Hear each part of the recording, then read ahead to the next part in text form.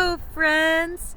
Rukhsi from Creatifecundity Incorporated is here with episode 11 of the Social Change Creatively for Social Justice video series. I'm here in the springtime and you can see grasses budging out from the ground, and soon blossoms will begin to emerge and bust out of their stems. The wind is blowing and I can feel the excitement of its chills brushing against my cheek. The wind feels to me as though a change is coming, just as when the wind brushes past, picks up debris and carries it to another place. We as a society, I feel, we are entering a new place in time. Our society has been through so much that we fully recognize when we speak to one another. This new change that is afoot is helping to bring us outside of patterns of past generational pain stemming from exclusion and marginalization within our society. People carry that pain of being neglected and ostracized, particularly those of us who are minorities and experienced marginalization, outcast on the fringes of society. This pain of ours has prolonged and continues to be carried, but not any longer as younger generations have seen the pain that we have endured and are calling it out where they see it, to change the status of our marginalized and deprived community members to that of equal with our majority background community members. The pain of exclusion, rejection, and invisibility has festered within the psyches of our marginalized and deprived community members for so long that it seeps out as bitterness, anxiety, fear, and depression in the workplace. We see it in co-workers, bosses, friends, and for those in relationship, their spouses and loved ones, within entire families. We have all encountered this pain when we see death, the loss of loved ones and community members from our lives. That death shows us the impact that departed community members have in our lives. Their loss is too late for us to change our treatment of them. We have no choice but to change with the presence of community members in our lives at the present time. We recognize those community members are marginalized and deprived people. People of every race, gender, religion, ability, and existence. We recognize them by elevating their status as equal to us, by supporting them in their work, their social media, and by any means available to us. We respect and show them that we care about them. We raise their valuation, standing, respect, esteem, and worth. This societal change begins with all of us, including you. How do we help our friends and communities leave the pain of the past and enter a new existence of elevated respect, esteem, and love? We address the social ills that cause that pain. And continuing from the previous social change videos, in this episode, I will expand on our addressing of racism and racists within our society.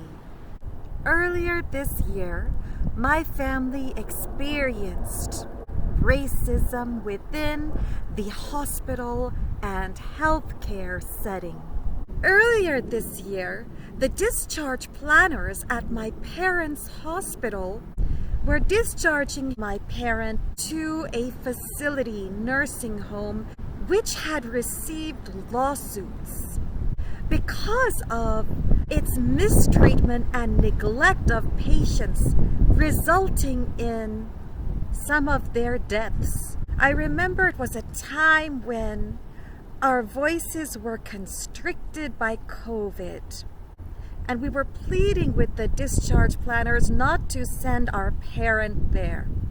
But they only taunted us, refused, and kept insisting they would send our parent there despite our disagreement with their decision. These discharge planners were white European American women with hints of entitlement in their voices, as though they were the be-all and end-all decision makers of my parents' fate, and were completely rude and disrespectful to our family members. When we looked online to see the experiences of other patients and how they handled these discharge planners, we found plenty of complaints of racism within the healthcare and hospital systems, where these white European American discharge planners were discharging patients of color to harmful institutions, nursing homes, and senior care centers that neglected them, resulting in their demise. Whereas white European American patients were discharged to highly rated, diligent, and conscientious top quality care facilities, nursing homes, and agencies. How do we handle this racism in our society? This racism that is the cause of the pain of the past for our minorities, marginalized community members, and people of color. Just as the cause of pain needs to be removed, so too does racism and racial segregation need to be removed, whereby racists are removed from all across our society, from positions in healthcare, health services and hospital care, wellness industry, hospitality, religious institutions, governmental institutions, economic institutions and businesses, all agencies, social groups, the media and entertainment, environmental organizations. Racists need to be removed from every position, but not neglected, because they need to re-examine their beliefs and their devaluation of people of color, so they discontinue treating them with neglect and pain. I would say that racists need education, just like we all do when we need to unlearn toxic thinking patterns. Racists all across our society need to be sent to reform schools, where they can interact with people of diverse colors and learn from them about their lives, and change their outmoded, outdated, and toxic perceptions of people of diverse colors from them, and cherish the creative muse that each person brings to life, our friends, our communities, our society. Celebrate the creative muse within every person of every color. Celebrate that person equally. Thank you for watching, liking, commenting, sharing, and subscribing to this channel. I leave you with racists need enrollment in reform schools to unlearn traces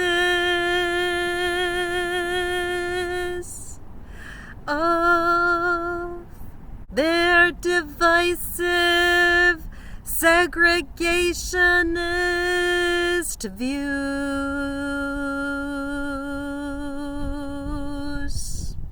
Change their mindsets